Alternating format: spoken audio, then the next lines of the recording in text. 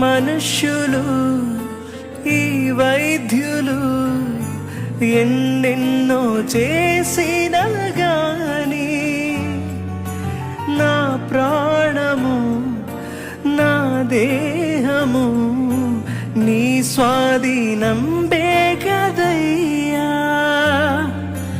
నా స్వామి నాతోనే ఉండి నా కాపరిగా నిలిచావయ్యా.